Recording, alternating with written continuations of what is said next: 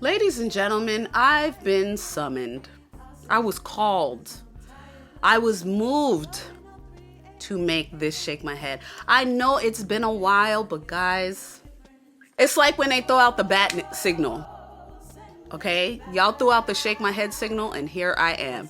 So the Supreme Court gets the Shake My Head Award nomination for this month. I have a couple of questions.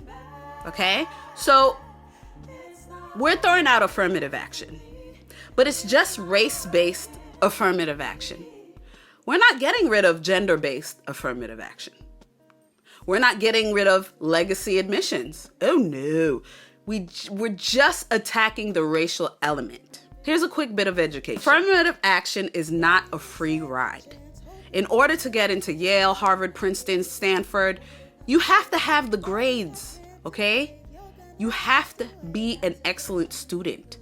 They don't just pluck people like, I think sometimes people think they go and pluck black people out the hood and say, you get an education, you go to Yale, you go to Harvard. It's not like that. You have to have the grades.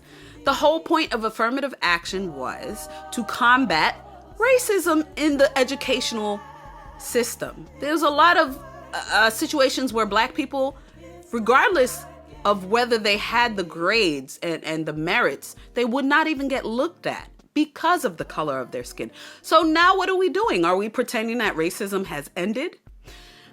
Now, are we pretending this is the 1950s? No. As much as some politicians and many people would like to see it go back to the 1950s, no, of course not. We're nowhere near the 1950s, okay? I can go outside. For the most part, I can live my life.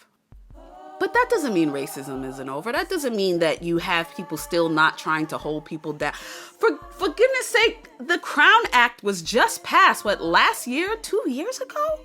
Basically, the Crown Act was a bill striking down the premise that you can't hold somebody back or fire them based on their natural hair. This is my natural hair. This is how it grows out of my head.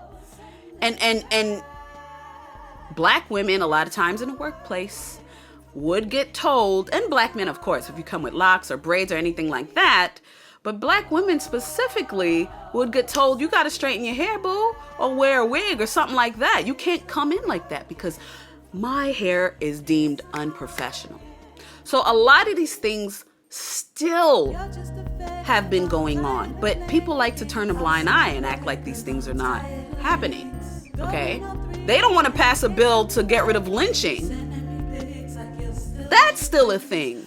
So, don't tell me that racism is completely gone. It's not. If we still are passing these bills in 2020, 2021, 2023, then it's not gone anywhere. It's just taken on different forms, and it's just it's deeply rooted.